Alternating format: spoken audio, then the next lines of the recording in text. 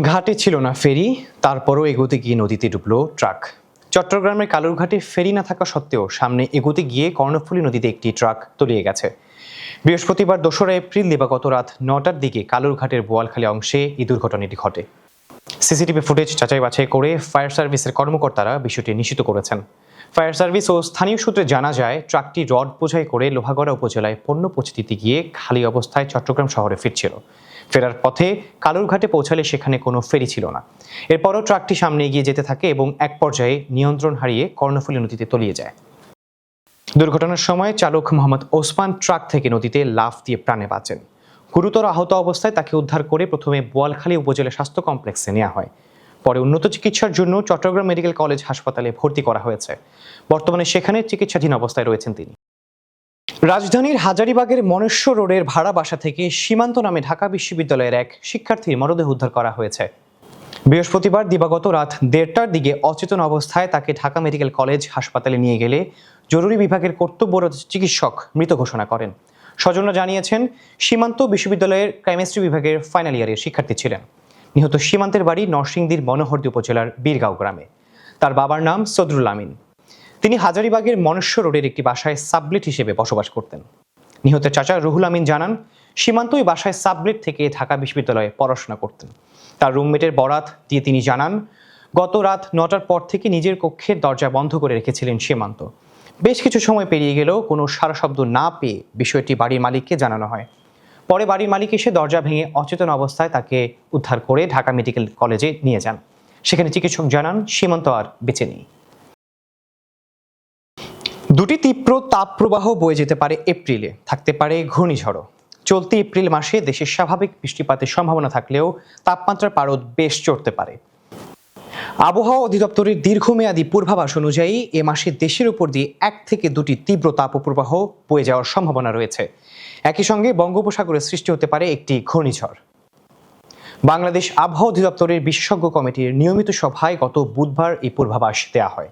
অধিদপ্তরের পরিচালক ও বিশেষজ্ঞ কমিটির চেয়ারম্যান মোহাম্মদ মুমিনুল ইসলাম স্বাক্ষরিত এপ্রিলের দীর্ঘমেয়াদী পূর্বাভাসে জানানো হয়, এপ্রিল মাসে দেশে ২ থেকে ৪টি মৃদু মাঝারি এবং ১ থেকে ২টি তীব্র তাপপ্রবাহের সম্ভাবনা রয়েছে। তীব্র তাপপ্রবাহের ক্ষেত্রে তাপমাত্রার পারদ ৪০ থেকে ৪১.৯ ডিগ্রি সেলসিয়াস পর্যন্ত তাপমাত্রা উঠতে পারে। তবে দিন ও রাতের গড় তাপমাত্রা স্বাভাবিক থাকতে পারে বলেও ধারণা করা হচ্ছে। সমুদ্রের আবহাওয়া নিয়ে পূর্বাভাসে বলা হয়েছে, এ মাসে বঙ্গোপসাগরে ১ থেকে ২টি লঘুচাপ সৃষ্টি হতে পারে।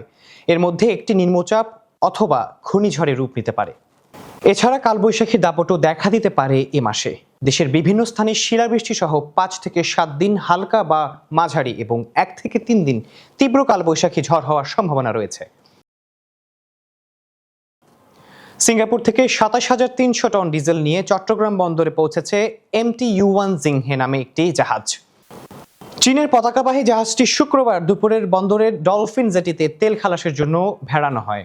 বিষয়টি নিশ্চিত করে চট্টগ্রাম বন্দর কর্তৃপক্ষের সচিব সৈয়দ রেফায়েত হামিম বলেন, মালয়েশিয়া থেকে ডিজেল নিয়ে আরেকটি জাহাজ বন্দরের কাছাকাছি পৌঁছেছে। জাহাজটি গত ২৯শে মার্চ মালয়েশিয়া থেকে চট্টগ্রামের উদ্দেশ্যে রওনা দেয়। তিনি আরো বলেন, জাহাজটি বর্তমানে বঙ্গোপসাগরে রয়েছে। আজ শুক্রবার রাতে সেটি বন্দরে পৌঁছতে পারে। এছাড়া চীন থেকে রওনা দেওয়া আরেকটি LPG বাহী জাহাজ শনিবার নাগাদ চট্টগ্রাম বন্দরে পৌঁছতে পারে। জ্বালানি সাশ্রয় এবং মধ্যপ্রাচ্যের যুদ্ধের প্রভাবে উদ্ভূত পরিস্থিতি মোকাবিলায় সরকারি বেসরকারি অফিসের সময়সূচি পরিবর্তন সহ একগুচ্ছ কৃচ্ছ সাধন ও ব্যয় সংকোচনমূলক সিদ্ধান্ত নিয়েছে সরকার। নতুন সিদ্ধান্ত অনুযায়ী অফিস সকাল ৯টা থেকে বিকাল ৪টা পর্যন্ত চলবে এবং সন্ধ্যা ৬টার পর সকল বিপণী বিতান ও মার্কেট বন্ধ রাখতে হবে।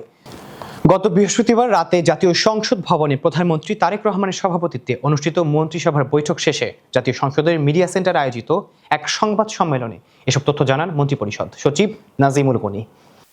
গতকাল রাত ৯টা ৫০ বৈঠকটি শুরু হয়, শেষ হয় রাত 11:30টায়। মন্ত্রিপরিষদ সচিব জানান, বৃহস্পতিবার বৈঠকটি বিশেষ পরিস্থিতিতে সংসদ ভবনে অনুষ্ঠিত হয়েছে। প্রধানমন্ত্রী দীর্ঘ ১৮ ঘন্টা কাজ করেছেন এবং যাতায়াতের সময় বাঁচাতে ও যানজট এড়াতে এখানে বৈঠকের আয়োজন করা হয়েছে। বৈঠকটির উল্লেখযোগ্য সিদ্ধান্তগুলো হলো, আগামী কার্যদিবস থেকে সব সরকারি ও বেসরকারি অফিস সকাল ৯টা থেকে বিকেল ৪টা পর্যন্ত চলবে, অর্থাৎ অফিসের সময় ১ ঘন্টা কমিয়ে আনা হয়েছে। ব্যাংকগুলো চলবে সকাল ৯টা থেকে বিকেল ৩টা পর্যন্ত। তবে আনুষঙ্গিক কাজ শেষ করতে বিকেল 4টায় ব্যাংক বন্ধ হবে। জ্বালানি ও বিদ্যুৎ সাশ্রয়ে সন্ধ্যা 6টার পর দেশের সব মার্কেট, দোকানপাট ও শপিং মল বন্ধ রাখতে হবে। তবে কাঁচা বাজার, ওষুধের দোকান এবং খাবারের দোকানের মতো জরুরি সেবাগুলো এই নির্দেশনার আওতাভুক্ত থাকবে। এটি কঠোরভাবে মনিটর করবে বাণিজ্য মন্ত্রণালয়। নিরপেক্ষ, সত্য প্রকাশে আপোষহীন।